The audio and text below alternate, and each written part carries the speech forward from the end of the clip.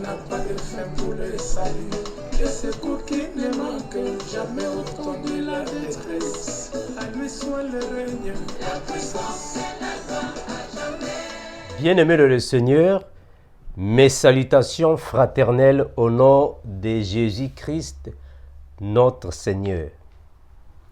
L'unique Maître Saint et véritable Dieu créateur de toutes choses, qu'il vous bénisse encore et toujours.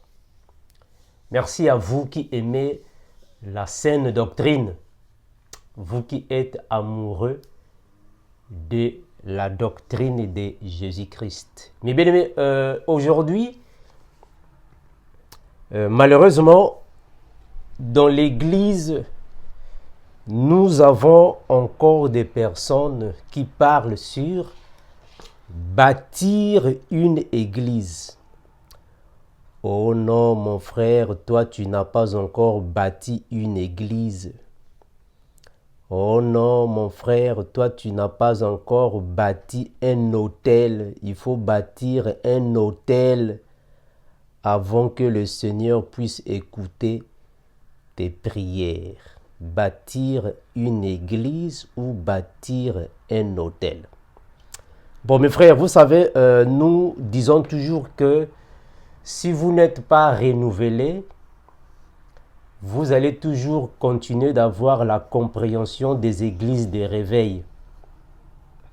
Si vous n'êtes pas renouvelé comme l'un de nous, vous continuerez toujours de comprendre la Bible comme ceux qui sont dans les églises kimbongistes ou dans les églises catholiques et protestantes. Il faut être renouvelé afin que vous puissiez voir les Écritures comme l'un de nous, afin que vous voyez les choses de Dieu comme l'un de nous. Dans la Bible, mes bien-aimés, nous avons deux grandes alliances.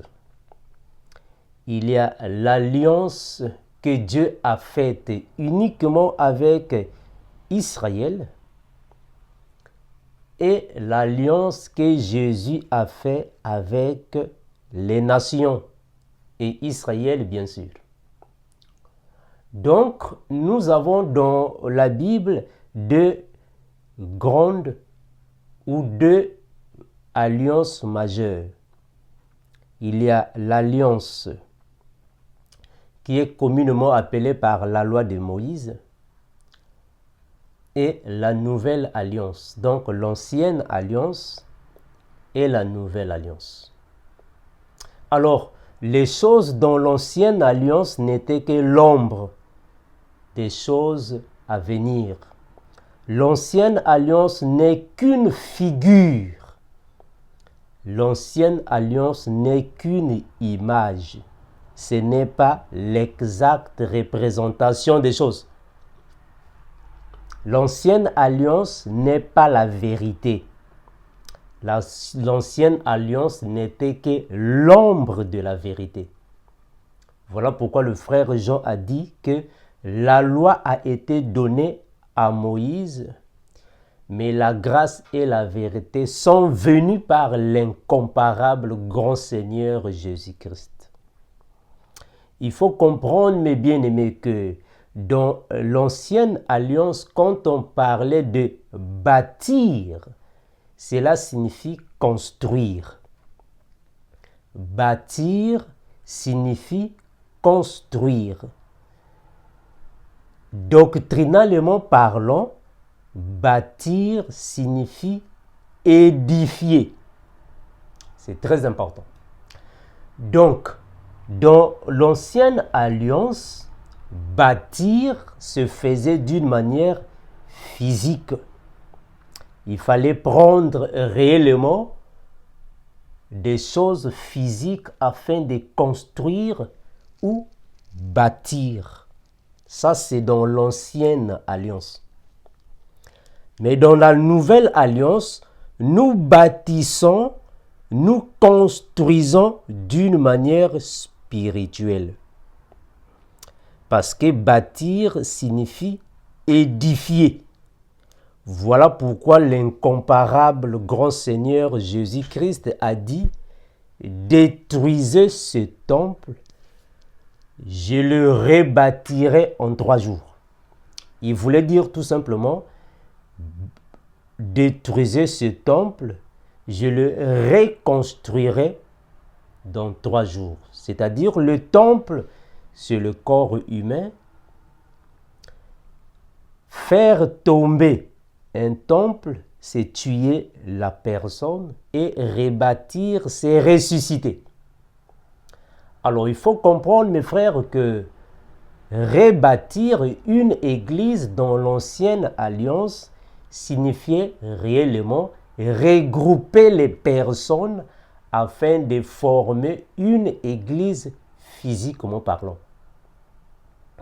Mais dans la nouvelle alliance, rebâtir ou bâtir une église ne se fait pas de la manière dont faisaient nos ancêtres. Voilà pourquoi le frère Paul a dit, vous avez été édifiés sur le fondement des apôtres et des prophètes, Christ l'incomparable étant la pierre angulaire. Donc, on édifie, on bâtit les personnes. On pose les fondements dans le cœur des personnes.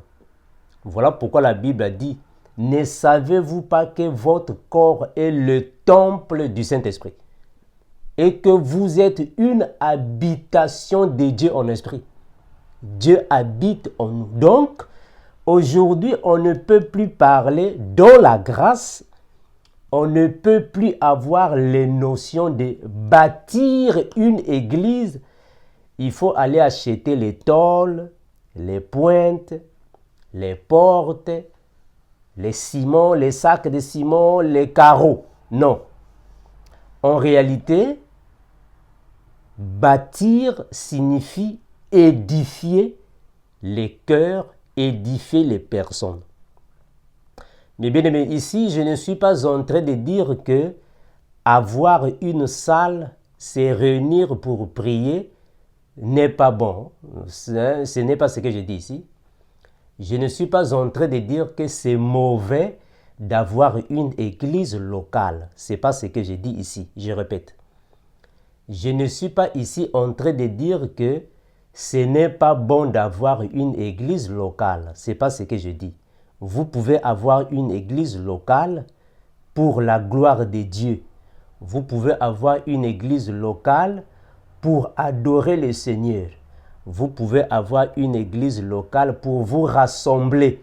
Ce n'est pas une mauvaise chose, c'est une bonne chose. Tout ce qui compte est que vous le faites pour la gloire du Seigneur. Mais ici, je suis en train d'expliquer en réalité, au temps de la grâce, bâtir une église, c'est quoi? Bâtir un autel, c'est quoi? Je suis en train d'expliquer. Je ne suis pas en train de vous pousser à la révolte des églises locales. Ce n'est pas ça le but de cette vidéo. C'est pas ça. Le but de cette vidéo, c'est d'expliquer à mes frères et mes sœurs la différence entre bâtir une église dans la loi et bâtir une église dans la grâce. Bâtir un autel dans la loi et bâtir un autel dans la grâce. Alors, dans la loi, bâtir un autel était réellement réunir les conditions que Dieu avait alors demandé aux enfants d'Israël. C'est-à-dire que pour bâtir un autel dans la loi, il fallait avoir du bois sec, il fallait avoir du feu, il fallait avoir des pierres et il fallait avoir alors une monture afin de poser les sacrifices dessus. Mes frères, on a toujours dit, mes frères, que quand on parle de choses de Dieu, nous marchons avec 4 pattes. Hein, c'est important.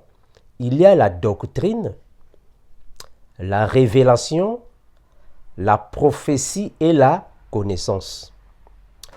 Alors, au temps de la grâce, nous marchons avec la connaissance, la prophétie, la révélation. La doctrine ne nous sert que d'image, d'exemple. La doctrine n'est que symbolique. La doctrine n'est qu'une préfiguration. En réalité, au temps de la grâce qui est le temps du renouvellement, le temps de la grâce qui est le temps de la régénération, le temps de la grâce qui est le temps du sacerdoce royal. On ne peut plus prendre des choses doctrinalement, c'est-à-dire on ne peut plus prendre des choses crues. Dans la grâce, on ne peut plus prendre des choses crues. On prenait des choses crues dans la loi. La grâce, c'est le temps de la régénération. La grâce, c'est le temps du ministère de la régénération, du renouvellement. Donc, au temps de la grâce, un autel est une personne physique. Je répète ça. Une personne physique est un autel. Voilà pourquoi Jésus a dit dans Apocalypse 3, 20, « Voici, je me tiens à la porte et je frappe. Si quelqu'un entend ma voix et ouvre, j'entrerai. » Donc, on comprend que le Seigneur Jésus habite en nous. Et c'est nous qui sommes le temple en personne. Donc, il n'y a plus des autels à bâtir. Il n'y a plus de pierres à chercher parce que c'est nous qui sommes des pierres. Au temps de la loi, c'était des pierres mortes. Mais nous sommes des pierres vivantes. Au temps de la loi, c'était des sacrifices morts. Nous sommes des sacrifices vivants. Alors, on va lire quelques versets bibliques afin que vous puissiez saisir la pensée. Donc, une église ne signifie pas réellement les méga-church. Il faut faire des méga-church. Ça, c'est une église, les méga-church. Non. Une église signifie une assemblée de personnes réunies d'une manière solennelle afin de proclamer la grandeur du Seigneur. Une église est un groupement de personnes réunies d'une manière solennelle afin d'élever et d'exalter le nom du Seigneur. Une église, c'est un rassemblement de personnes que Dieu a mis à part. C'est un rassemblement de personnes que Dieu a appelées dans les eaux afin de les mettre hors. Voilà pourquoi il a dit, vous êtes dans le monde, mais vous n'êtes pas de ce monde. Donc c'est eux qu'on appelle une église. Donc l'église, ce sont les personnes. Dans la grâce, l'église, ce sont les personnes. L'église n'est pas les fauteuils, ne sont pas les fauteuils, les chaises plastiques, les méga-church, les écrans géants et les climatiseurs. Ça, ce n'est pas l'église. L'église, ce sont des personnes. Voilà pourquoi Jésus a dit qu'il est parti, mais il reviendra prendre son église. Donc, Jésus ne viendra pas prendre les climatiseurs. Il ne viendra pas pour prendre les écrans géants. Jésus ne reviendra pas pour prendre les chaises en plastique. Il viendra prendre les personnes. Donc, ce sont les personnes qui symbolisent, représentent l'Église. Donc, on ne peut pas dire à quelqu'un, bon, toi, tu n'as pas encore bâti une église. Non, frère. Bâtir une église ne signifie pas dire appeler les maçons pour venir construire. Non. Dans la grâce, bâtir une église, c'est prêcher l'évangile afin que toute personne qui entend l'évangile, reçoit l'évangile, s'est converti, abandonne le péché, vient à Christ. Ça, c'est bâtir une église. Donc, les personnes qui acceptent Christ, ce sont elles que nous présentons au Seigneur. On va lire quelques versets bibliques afin que vous puissiez comprendre. Donc, nous comprenons qu'un autel au temps de la grâce ne signifie pas dire il faut aller chercher les pierres, du bois pour allumer du feu et mettre des sacrifices dessus. Non, mais toi, tu vis à New York. Comment est-ce que tu vas bâtir un hôtel? Toi, tu vis au Canada. Tu vas bâtir un hôtel comment? Toi qui vis à Paris, comment tu vas bâtir un hôtel? Au temps de la loi, pour bâtir un hôtel, il fallait chercher des pierres, du bois, mettre là-bas du feu, arranger alors les étagères et mettre les sacrifices dessus. Il fallait chercher un animal pour tuer. Tu tues un animal, tu le mets dessus et l'animal commence à être consumé, la fumée va monter au ciel. Bon, maintenant, toi, tu vis à Dubaï. Toi, tu vis à Dubaï. Comment est-ce que tu vas chercher un hôtel? Tu vas chercher les pierres, du bois et tu vas commencer à brûler. Tu vas chercher un animal. Tu vas le tuer où? Tu vas le mettre sur un hôtel et tu allumes le feu. La fumée commence à monter pour aller là-bas au ciel. Bon, toi, tu vis en Angleterre, dans Londres. Comment est-ce que tu vas avoir un hôtel? Tu vas faire ça comment? Toi qui tu vis en Afrique du Sud, moi je ne sais pas où. Comment est-ce que tu vas faire avec un hôtel? Donc, un hôtel dans la grâce, c'est toute personne qui vient à Christ, qui est convertie, qui a reçu la parole, que la foi a grandi et cette personne est devenue une nouvelle créature. En accord avec les Écritures, 2 Corinthiens 5, 17. Si quelqu'un est en Christ, il est une nouvelle créature. C'est lui qu'on appelle un autel. Donc, moi, Armando, je suis un autel. C'est-à-dire que je suis une personne, mais dans moi, dans mon esprit, habite l'Esprit du Seigneur. Voilà pourquoi il a dit qu'il dit à notre esprit. Donc, mon corps à moi, c'est un autel. Mon corps, c'est un autel parce que je suis un instrument d'adoration. C'est-à-dire que moi, j'adore le Seigneur. Moi, j'adore le Seigneur.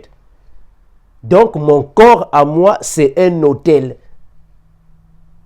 Parce que Dieu habite en moi. On va lire quelques versets bibliques afin que vous puissiez comprendre. On va lire quelques versets bibliques afin que vous puissiez comprendre ce que ici je suis en train de dire, mes bien-aimés. Donc, dans la grâce, nous ne faisons pas des choses comme dans la loi. Dans la loi de Moïse, il fallait chercher un animal ou des animaux pour les sacrifier. Mais aujourd'hui, les animaux, ce sont les païens. Un animal, au temps de la grâce, signifie toute personne qui ne connaît pas le Seigneur. Toute personne qui vit dans le péché. Toute personne qui n'a pas l'Esprit Saint, c'est un animal. Quand on prêche l'évangile, c'est-à-dire nous sommes en train de prendre cet animal afin de le sacrifier à Christ. Donc, toute personne qui vit dans le péché, c'est une personne, une fois reçu le Seigneur, la parole, est convertie en animal. Cette personne devient alors un sacrifice vivant. On va lire les Écritures. Nous sommes dans 1 Thessaloniciens. 1 Thessaloniciens chapitre 5. On va prendre le verset 11. Commençons mes bien-aimés. Prenez vos Bibles. Je vais utiliser la version Louis II. 1 Thessaloniciens 5, 11. La Bible dit ainsi. Version Louis II.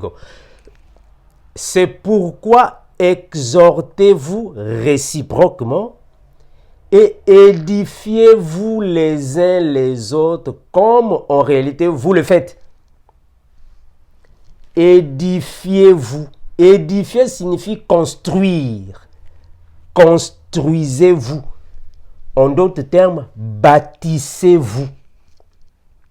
Donc, au temps de la grâce, bâtir une église, c'est édifier les personnes. Ça, c'est édifier. Édifier signifie construire. Donc, ici, quand je suis en train d'enseigner la Bible, les Écritures, quand je suis en train de prêcher l'Évangile, je suis en train d'édifier le cœur de personnes.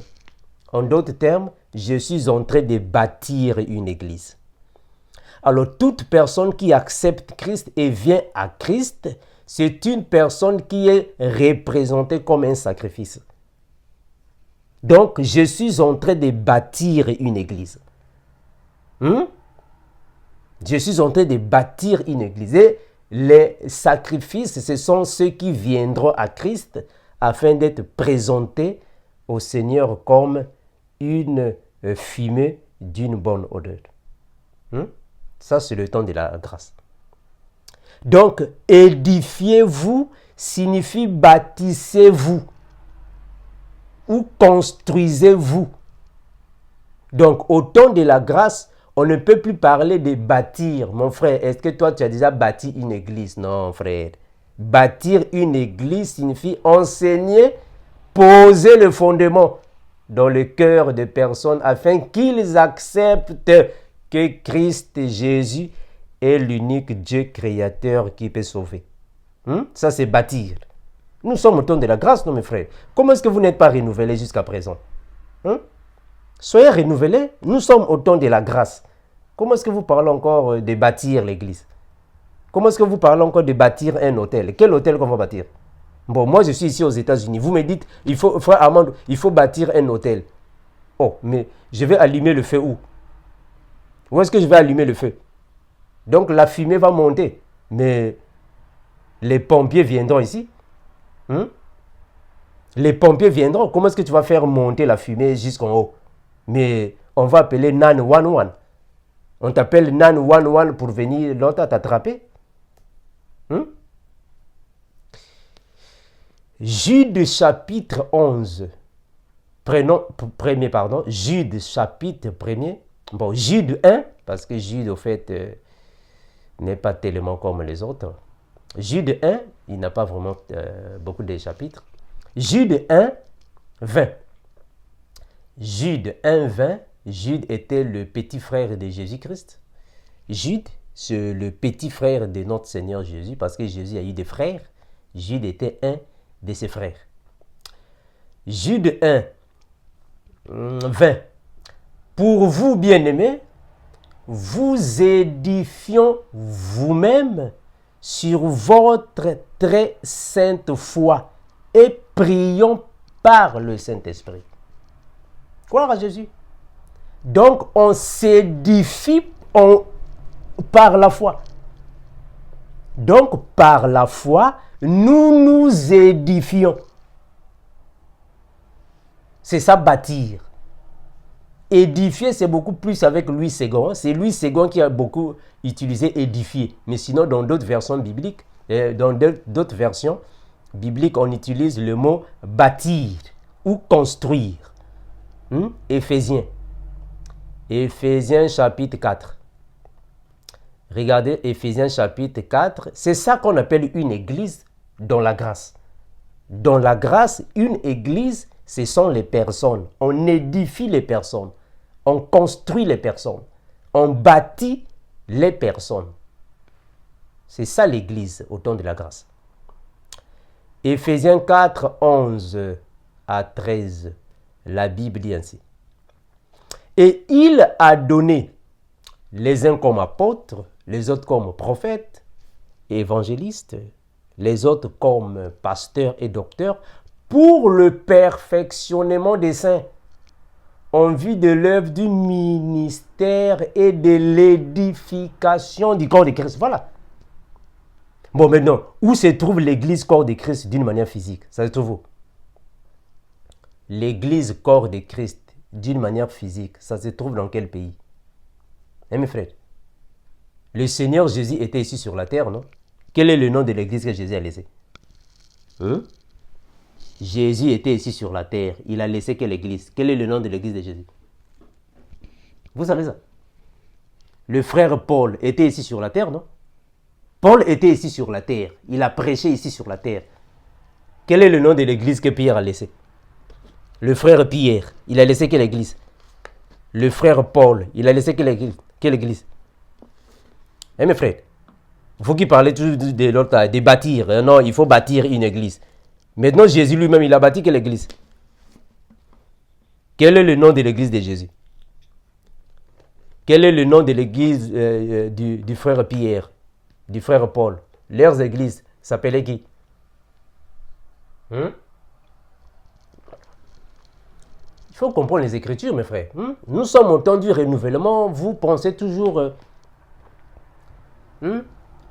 vous retournez toujours dans la loi.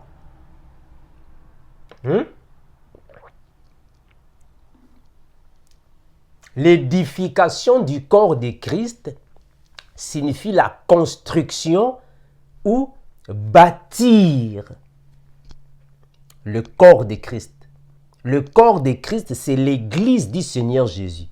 C'est une église universelle. Cette église, c'est le rassemblement de tous les saints, ceux qui ont reçu Christ dans leur vie et ont changé de comportement. On est encore avec Jean chapitre 1er, le verset 12. On va lire ça. Jean. Ça, ce sont les enfants de Dieu qui forment l'église de Dieu. Donc, il n'y a pas bâtir. Non, frère. Comment est-ce que vous comprenez les Écritures? Jean. Jean chapitre 1er. Regardez. Nous sommes au temps de la grâce. Donc, il faut voir les choses dans le renouvellement. Nous sommes dans la grâce. Je prends le verset 12. Mais à tous ceux qui l'ont reçu, à ceux qui ont cru en son nom, elle a donné le pouvoir de devenir enfants de Dieu, lesquels sont nés non du sang, ni de la volonté de la chair, ni de la volonté de l'homme, mais de Dieu. Voilà. Donc, l'église du Seigneur est spirituelle, premièrement, avant de se matérialiser. Donc, nous tous qui sommes enfants de Dieu, nous tous qui avons reçu l'Esprit du Père, nous avons été renouvelés, on a accepté Christ et Jésus, on a changé de comportement, nous sommes devenus des nouvelles créatures et Christ nous a donné le pouvoir de devenir enfants de Dieu. C'est nous qui formons l'église de Jésus. Donc Christ a bâti son église. Voilà pourquoi il a dit à Pierre, tu es Pierre, mais sur cette pierre, je bâtirai mon église. Bon, l'église de Jésus en question est où? Quand Jésus a dit, sur cette pierre, je bâtirai mon église. Bon, il a bâti ça dans quel pays? Mes frères, Jésus a bâti l'église dans quel pays? Ça se trouve dans quel pays? Ça se trouve où? L'église de Jésus. C'est une église qui est universelle et spirituelle. Donc, il ne faut pas dire, non, frère Amando, toi, est-ce que tu as déjà bâti l'église? Oh, je vais bâtir quelle église? Avec toutes les âmes que nous gagnons là, vous ne voyez pas ça? Les âmes que nous gagnons. C'est ça l'église, non? On bâtit l'église en posant les fondements dans les cœurs des personnes. Ça, c'est l'église. Vous allez encore demander quelle église? Toutes les âmes que nous sommes en train de gagner par Christ, vous ne voyez pas ça? Mais ça, c'est ça l'église, non? Jésus aussi a bâti l'église. Ça se trouve où? Dans quel pays? Qui a construit ça? Quels sont les maçons qui ont construit l'église de Jésus? Hein, frère?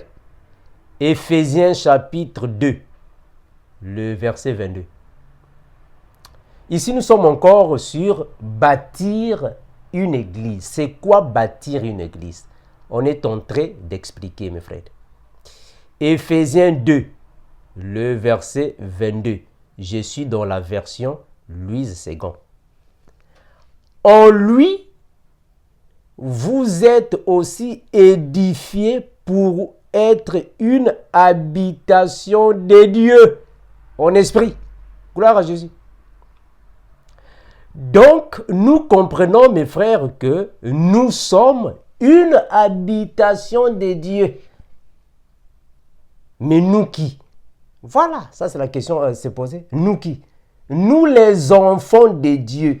Il ne faut jamais confondre une créature de Dieu et un enfant de Dieu. Ils ne sont pas pareils. Il ne faut pas les confondre. Il ne faut pas les comparer.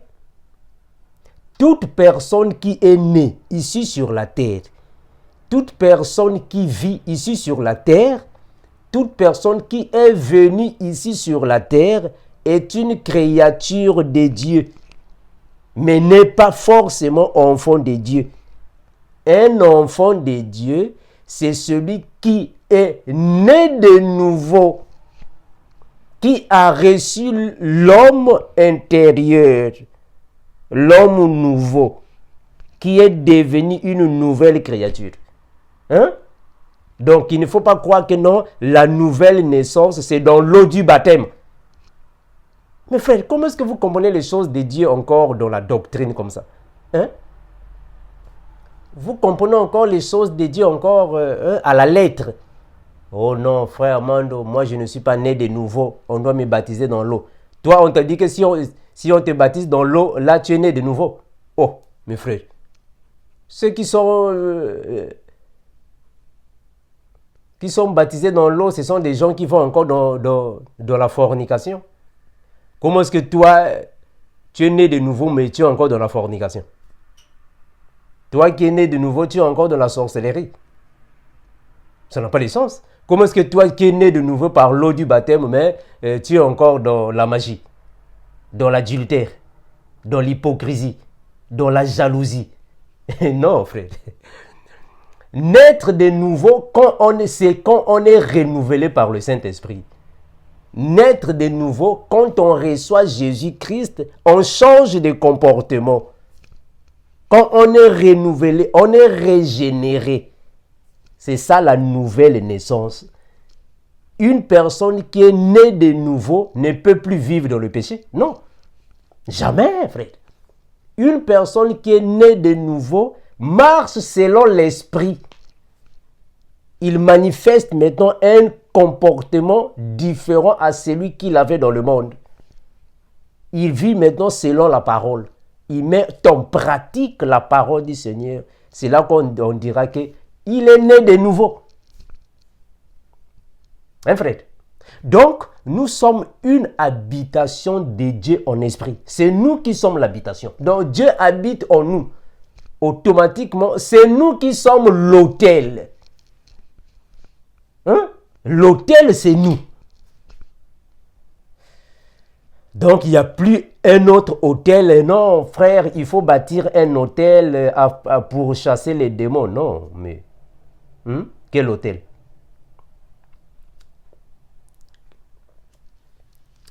1 Corinthiens, soit non, nous sommes tous dans Éphésiens. Regardez, je prends le verset 20.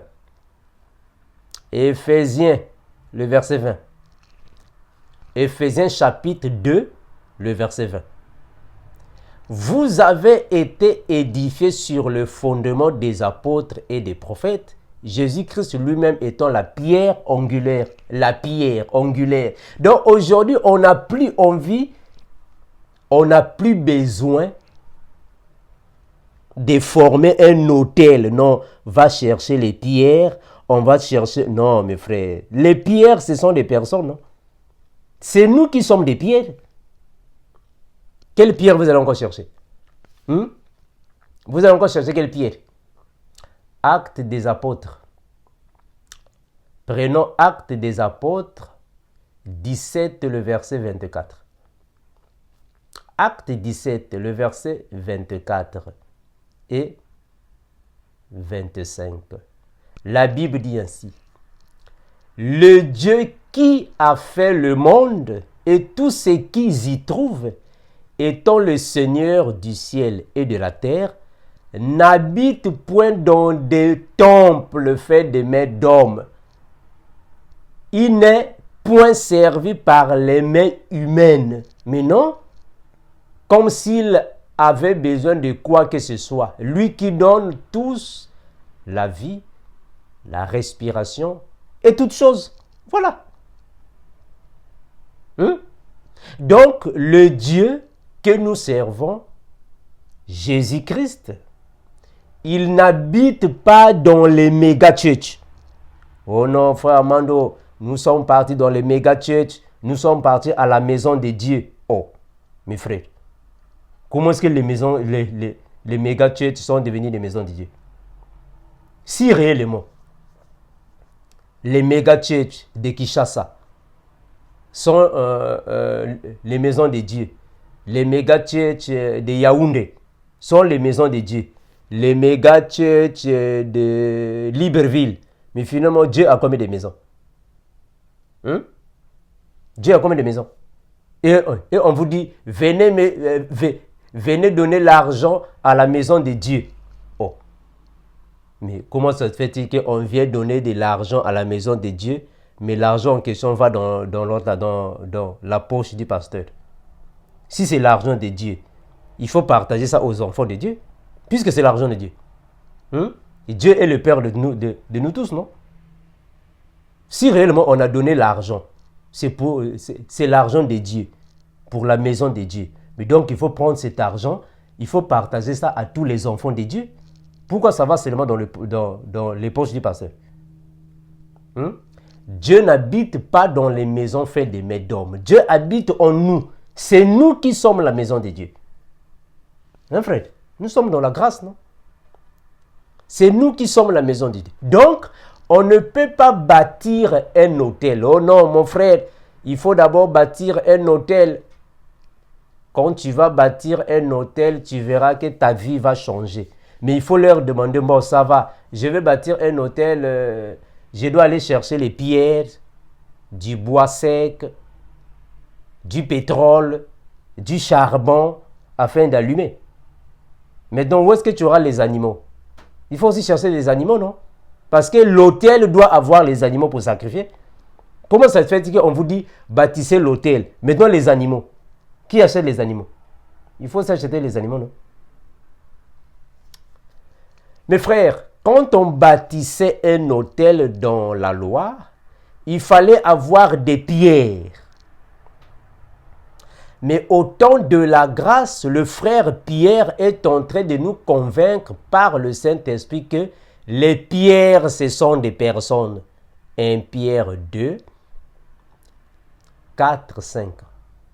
Le frère Pierre ici est en train de nous confirmer en réalité l'évangile de la grâce est l'unique évangile qui donne la vie. Donc tous les apôtres de Jésus ont compris bien après que la loi de Moïse n'était que l'ombre des choses à venir. Ce n'était pas l'exacte représentation des choses. Tous les apôtres de Jésus avaient compris bien après que Moïse était que la personne qui est venue pour présenter la loi. Ce n'était que le sacerdoce lévitique. Mais nous ne sommes plus dans le sacerdoce lévitique, nous sommes dans le sacerdoce de Christ qui est un saint sacerdoce, le sacerdoce royal. Nous sommes dans 1 Pierre 2, 4. Le frère Pierre nous dit ainsi: approchez-vous de lui, pierre vivante, rejetée par les hommes, mais choisie et précieuse devant Dieu. Et vous-même, comme des pierres vivantes, gloire à Jésus, édifiez-vous, en d'autres termes, bâtissez-vous,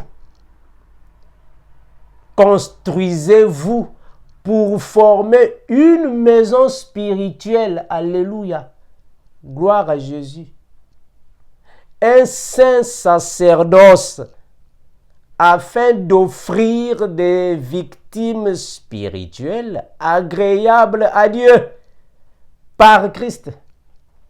Donc, tous les apôtres nous ont confirmé bien après que la loi de Moïse n'était que l'ombre des choses à venir.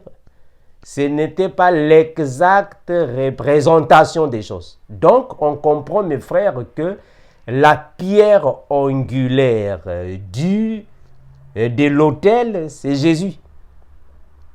Et c'est nous qui sommes des pierres vivantes.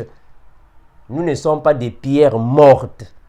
Nous sommes des pierres vivantes. Donc les vrais autels, ce sont toutes les personnes qui marchent avec le Seigneur, qui ont reçu Christ dans leur vie et leur corps appartient à Christ. C'est eux qui sont des vrais autels.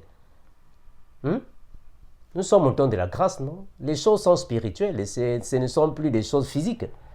Ou soit ce n'est plus la doctrine d'une manière crue. Non, frère. Nous sommes au temps de l'esprit. Nous ne sommes plus au temps de la chair. Nous sommes au temps de l'esprit. Donc, nous sommes des pierres vivantes. Nous devons nous édifier parce que c'est nous qui formons une maison spirituelle. La maison de Dieu est spirituelle. Voilà pourquoi on a dit l'église de Jésus est spirituelle. Jésus a dit, sur cette pierre, je bâtirai mon église. Oh, maintenant, où est-ce que Jésus a bâti l'église? Il a bâti ça dans quel pays? Dans quelle ville? Quel est le nom de l'église? Il a bâti ça comment? Il parlait d'une église spirituelle. Donc, bâtir une église, cela ne signifie pas qu'il faut appeler les maçons, les charpentiers et les peintres pour venir peindre les murs. Donc, nous sommes une maison spirituelle. Donc, les victimes, c'est-à-dire les animaux à sacrifier, ce sont les animaux spirituels, c'est-à-dire les païens. Quand nous prenons un païen, on lui présente à Christ, c'est-à-dire nous sommes en train de le passer par le feu. Et Jésus aussi, nous a fait passer par le feu. Donc nous aussi, nous sommes aussi des victimes spirituelles. Hein, frère? Vous voyez les choses dans le renouvellement? Soyons renouvelés, mes frères. Comment est-ce que vous voyez toutes les choses de cette manière? Donc, pour alors former un autel, il fallait avoir du bois sec. Ça, c'est au temps de la loi. Ça, ce n'est qu'une image. Un bois sec signifie un païen. C'est-à-dire, un bois sec signifie une personne qui n'est pas encore convertie. C'est un bois sec. Vous ne voyez pas ce que Jésus a dit dans Luc? On va prendre ça. Regardez ce que Jésus va dire ici dans Luc 23, 31. Qu'est-ce que Jésus dit? Luc 23, 31. Le Seigneur va dire ainsi. Luc 23, 31. Le Seigneur va dire alors ainsi. Non, prenons Luc 23, oui, prenons 23. Luc 23, 31. La Bible va déclarer ainsi. Car si l'on fait ces choses au bois vert, qu'arrivera-t-il au bois sec? Donc, au temps de la loi, pour faire un autel, il fallait chercher du bois sec. Ce n'est que l'image, ce n'est qu'une image, mes frères. Un bois sec dans la révélation ou soit dans la grâce. Nous qui sommes dans la grâce, nous sommes dans la révélation. Un bois sec signifie une personne qui n'a pas le Saint-Esprit. C'est un bois sec. Un bois vert signifie une personne qui a le Saint-Esprit. Parce que le bois vert signifie un bois qui a de la sève. Or, la sève, c'est l'eau de la parole. Donc, les bois secs, ce sont les personnes qui ne connaissent pas le Seigneur. Les personnes qui n'ont pas encore reçu le Saint-Esprit.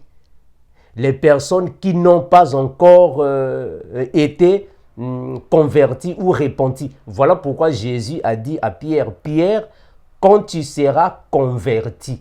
Donc Pierre était encore un bois sec parce qu'il n'était pas converti. Mais quand il s'est converti, il est devenu un bois vert. Donc un autel, il faut avoir du bois sec. Je vous ai déjà dit que le bois sec, ce sont les païens. Ce sont ceux qui n'ont pas le Seigneur. C'est eux qui sont les bois secs. Donc quand on prêche l'évangile, les bois secs viennent pour se faire consumer dans le feu. Romains chapitre 12. Mes frères, il faut comprendre les choses. Nous sommes au temps de la grâce. Comprenons les choses en esprit. C'est le ministère de l'esprit, non? Vous ne voyez pas ce que la Bible a dit? Le ministère de l'esprit. Mais c'est ça, non? Le ministère de l'esprit, c'est le ministère de la grâce. Je vais lire ce passage-là. Regardez, prenons d'abord Romains. Romains chapitre 12. Prenons le verset 1er. Regardez ce que le frère Paul va dire. Romains 12, le verset 1er. Il va dire ainsi. Je vous exhorte donc, frères, par les compassions de Dieu, à offrir vos corps comme un sacrifice vivant, saint, agréable à Dieu, ce qui sera de votre part un culte raisonnable. Voilà. Mes frères, vous ne comprenez pas les choses, mes frères. Le frère Paul a été clair là-dessus. La Bible est claire là-dessus. Donc, c'est nous qui sommes en réalité des vrais autels. Frère. En réalité, les vrais autels, ce sont des personnes, ceux qui ont reçu Jésus. Je vais lire ça dans la version Good News Translation. Qu'est-ce qu'on dit? Romains chapitre 12. Donc, il n'y a plus des autels à chercher. Oh non, il faut bâtir un hôtel. Oh, mais quel hôtel qu'on va bâtir? Moi-même, je suis déjà un hôtel. Je suis déjà un hôtel. Toi-même, mon frère, ma soeur. Tu es déjà un hôtel, tu vas encore bâtir quoi? Romains chapitre 12. Prenons le premier verset. Nous sommes au temps de la grâce. Le temps de la grâce, c'est le temps du ministère de l'esprit. Mes frères, vous êtes toujours dans les choses physiques. Nous sommes au temps de la grâce. Donc, ne nous parlez plus de... Est-ce que tu as déjà bâti une église? Oh, mais avec toutes les âmes que nous gagnons à Christ, vous ne le voyez pas. C'est ça l'église, non? C'est ça bâtir l'église, non? Romains chapitre 12. Je suis dans la version Good News Translation. Les Écritures disent ainsi. Frères, puisque Dieu a ainsi manifesté sa bonté pour vous tous, je vous exhorte à vous offrir vous-même en sacrifice vivant, réservé à Dieu et qui lui est agréable. C'est ça le véritable culte que vous lui devez. Gloire à Jésus. Donc, il n'y a plus un culte de nous bâtir les autels avec du bois sec. Frère? Donc, le véritable culte, c'est d'abord nous-mêmes, quand nous nous présentons à Christ comme des vrais sacrifices vivants. C'est nous, mes frères. Romains chapitre 15. Je prends Romains chapitre 15. Soit je vais plutôt prendre Hébreu. Regardez Hébreu. Prenons Hébreu. Hébreu chapitre 1er. Le verset. Je vais descendre. Mais bien aimé, il faut comprendre les Écritures, mes frères, comme l'un de nous. Cela vous aidera également de voir les choses comme nous les voyons. Nous sommes au temps de l'esprit, mes frères. Donc, il y a beaucoup de choses physiques qui ne sont plus d'actualité. Ce sont des choses physiques. C'était juste pour donner de l'exemple. Ce n'est que l'ombre. Ce n'est pas la réalité des choses. Ce n'est vraiment pas la réalité des choses. Comprenez les choses comme l'un de nous. Voilà, je vais repartir dans 1 Corinthiens 3, 13. 1 Corinthiens 3, 13. Les Écritures disent ainsi. Vous commencez à partir du verset 10, voilà, afin que ce soit encore clair, hein, mes frères. Commençons à partir du verset 10. 1 Corinthiens 3, 10. 1 Corinthiens 3, 10, je descends. Selon la grâce qui m'a été donnée, j'ai posé le fondement comme un sage architecte. Bon, question.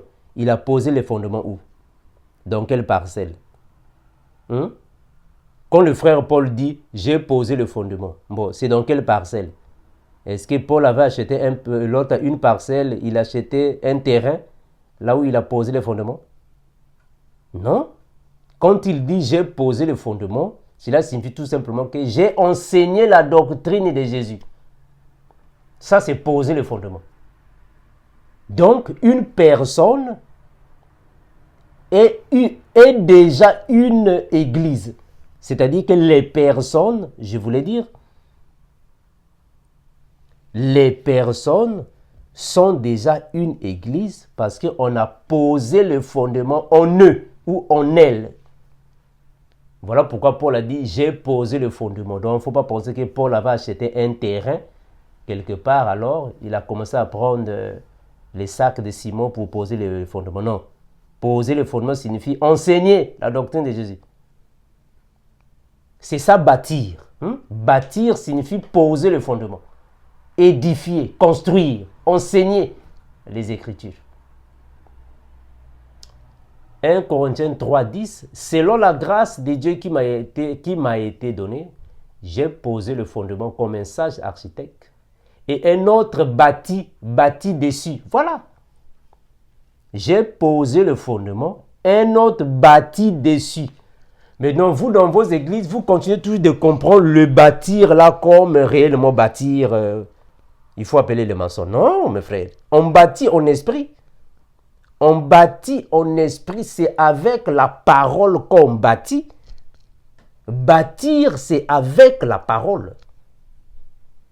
Mais que chacun prenne garde à la manière dont il bâtit dessus. Car personne ne peut poser un autre fondement que celui qui a été posé, savoir Jésus-Christ, l'incomparable Dieu créateur. Or, si quelqu'un bâtit sur ce fondement avec de l'or, de l'argent, des pierres précieuses, du foin, du bois, du chaume, l'œuvre de chacun sera manifestée. Bon, mes frères, j'espère que ici j'avais déjà expliqué ça. Je ne vais pas faire, je ne vais pas traîner. Ce sont des choses que j'avais déjà expliquées. Vous qui voulez comprendre ici, prenez alors nos vidéos sur la série Mieux comprendre les lettres du frère Paul. On avait déjà parlé sur ça. Donc, c'est nous et ce n'est pas alors une autre chose. Donc, le feu de l'autel, mes frères, qui quittait le ciel pour venir consumer l'Holocauste, ou soit l'animal, si vous voulez, ce n'est rien d'autre que le Saint-Esprit. Je vais répéter. Au temps de la loi, quand les prophètes bâtissaient un autel, quand les hommes de Dieu bâtissaient un autel, et vous allez constater que le feu quittait le ciel pour venir consumer l'animal. Le feu qui quitte le ciel pour descendre sur la terre et consumer l'animal, c'est le Saint-Esprit. Voilà pourquoi la Bible a dit, le Seigneur Jésus a dit que le frère Jean-Baptiste a dit que moi je vous baptise d'eau, mais celui qui vient vous baptisera du Saint-Esprit et du feu. Le Saint-Esprit, c'est le feu. C'est ça le feu de l'autel. Donc le feu de l'autel, c'est le Saint-Esprit. C'est lui qui consume l'animal. L'animal, c'est la personne.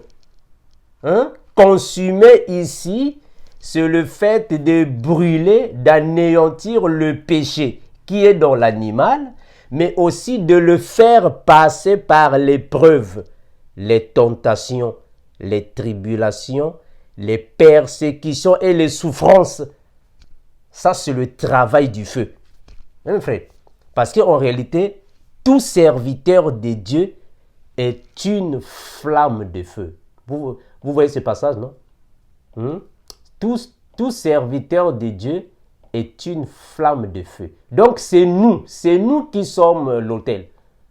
Je vais vous lire ça.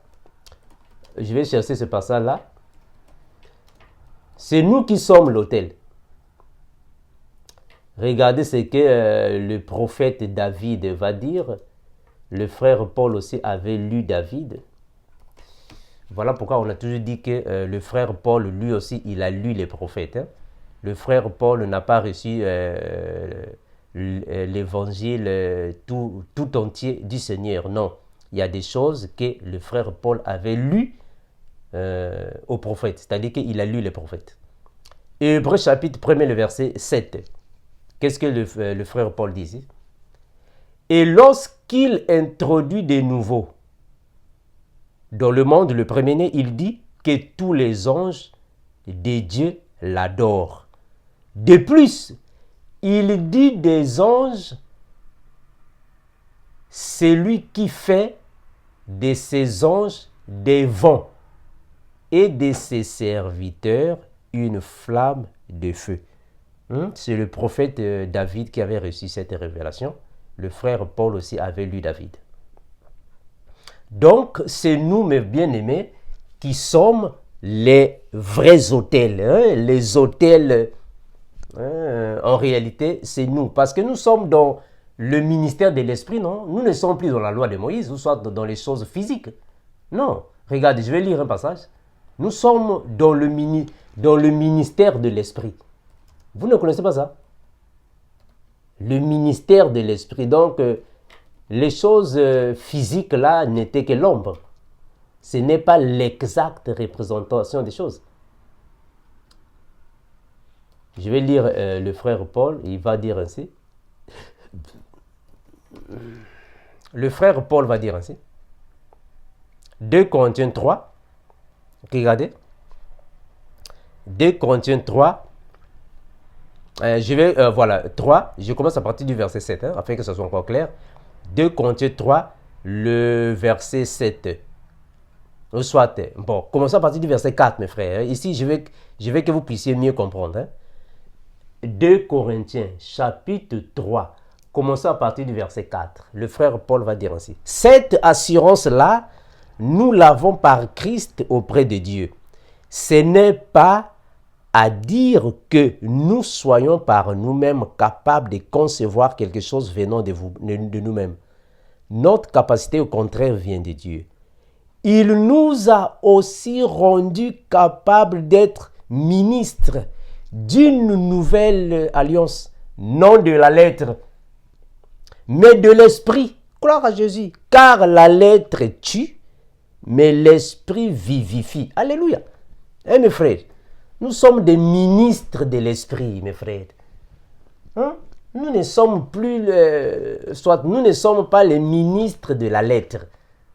Nous sommes les ministres de l'esprit. Donc les choses de la lettre n'étaient que l'exemple, n'étaient que l'ombre. Ce n'est pas l'exacte représentation des choses. Hein, mes frères? Ah, jusqu'à quand vous serez renouvelés? Hein? Que le Seigneur vous aide. Hein? Que le Seigneur vous renouvelle. Jusqu'à quand vous allez vous renouveler? Hein? Le verset 7. Or, le ministère de la mort, gravé avec des lettres sur des pierres, a été glorieux au point que les fils d'Israël ne pouvaient fixer les regards sur le visage de Moïse à cause de la gloire de son visage. Bien que cette gloire fût passagère. Le verset 8. Combien le ministère de l'esprit ne sera-t-il pas plus glorieux? Si le ministère de la condamnation a été glorieux, le ministère de la justice est de beaucoup supérieur en gloire. Mes frères, est-ce que vous voyez ce que le frère Paul est en train? Il est en train de comparer le ministère de Moïse et le ministère de Christ. Hein, frère? Le ministère de Moïse, c'est le ministère de la condamnation. C'est le ministère de la condamnation. Le ministère de la lettre. Le ministère de Moïse n'était que l'ombre. Nous sommes dans le ministère de l'esprit. Nous ne sommes pas les ministres de la lettre, mais nous sommes les ministres de l'esprit. Puisque nous sommes les ministres de l'esprit, nous sommes dans le ministère de l'esprit, donc les choses sont spirituelles. Il n'y a plus des hôtels à bâtir. Quel hôtel qu'on va bâtir? On va bâtir quel hôtel? Non, les choses sont spirituelles. Nous sommes dans le ministère de l'esprit. Donc, il ne faut plus nous dire, non, frère Armando, il faut bâtir l'hôtel afin que nous puissions chasser les démons. Non, mes frères, nous sommes dans le ministère de l'esprit. Le Seigneur habite en nous. Donc, nous sommes une habitation de Dieu en esprit. Donc, il ne faut plus dire, non, il faut bâtir une église. Quelle église qu'on va bâtir encore? Si nous sommes déjà en train de poser le fondement dans les cœurs des personnes. Donc ici, je suis en train de poser le fondement. Voilà. Ce que je fais ici, je suis en train de construire une église. Hein, mes frères? Je suis en train de construire une église. Je suis en train de bâtir une église. Je pose le fondement dans le cœur des personnes. Je construis l'église. Je bâtis l'église. Donc, il ne faut pas dire que frère Armando, est-ce que tu as déjà bâti une église? C'est comme si je vais appeler les maçons, les peintres, les charpentiers. Je vais appeler les caroliers. Hein, frère? Je vais aussi appeler les tauliers pour venir mettre des tôles. Non. Je suis en train de construire une église. C'est-à-dire, je suis en train de poser le fondement. Toute personne qui reçoit l'évangile que nous prêchons, puisque la foi vient de ce qu'on entend, et ce qu'on entend vient de la parole du Seigneur, nous sommes en train de construire, de poser le fondement. Ça, c'est le ministère, frère. C'est ça la parole de Dieu, non? Mes bien-aimés, c'est ça l'évangile de Jésus. C'est ça qu'on appelle par l'évangile de la grâce. C'est ça. L'évangile de la grâce, c'est l'évangile que Christ va transmettre à ses disciples. C'est un ministère spirituel. Donc, tout ce que Jésus faisait physiquement n'était que l'ombre. Ce n'est pas la vérité. Voilà pourquoi Jésus a dit dans les Écritures, « Les paroles que je vous ai dites sont esprit et vie. » Hein, frère? Bon, vous, Jésus vous a dit, bon, détruisez ce temple, je le rebâtirai en 3 jours. Ah, ce temple ici, tu sais, on a fait combien d'années? On a fait combien d'années pour bâtir ça? Toi, tu vas seulement rebâtir ça en 3 jours. Non, non, non. Mais lui, il parle en esprit. Il parle en esprit. Hein, frère? Donc, il n'y a pas des hôtels à bâtir. Hein, frère? Il n'y a pas des hôtels à bâtir. L'hôtel, déjà, c'est toi, c'est moi. C'est nous qui sommes déjà l'hôtel de Dieu. C'est nous. Parce qu'il habite en nous. Nous sommes déjà des sacrifices vivants. Nous sommes des pierres vivantes. C'est nous qui sommes le feu. On traverse même le feu. Nous sommes en train de traverser le feu. Parce que le feu, ce sont les épreuves, les tentations, les persécutions, les tribulations. Ça, c'est le feu. On traverse le feu. Hein, frère? Donc, moi, quand je viens ici, dans Vérité sans cesse, dans les médias ou partout là où je suis, je construis l'église. Je bâtis l'église. Je suis en train de prendre les sacrifices, les animaux physiques, afin de les offrir à Christ. C'est ça, bâtir l'église, mon frère. Mais bien, que le Seigneur vous bénisse, qu'il vous consolide, vous renouvelle, mes frères. Soyez renouvelés, frères. Que le Seigneur vous aide, afin que vous soyez renouvelés. Hein, frère, vous voyez les choses d'une autre manière. Soyez renouvelés. Que le Seigneur vous renouvelle, afin que vous puissiez voir les choses de Dieu comme l'un de nous. Comme nous disons, et nous continuerons de vous dire les mêmes choses, Maranatha, l'unique Seigneur, l'unique Créateur, l'unique époux, l'unique Rédempteur, l'unique Sauveur de tous les enfants qui viennent dans la bergerie, c'est Jésus-Christ. Qu'il vous garde encore et toujours. Ciao.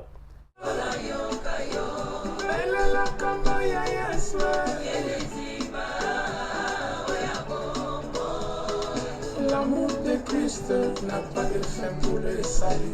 Et ce coup qui ne manque jamais autant de la détresse. À lui soit le règne, la puissance.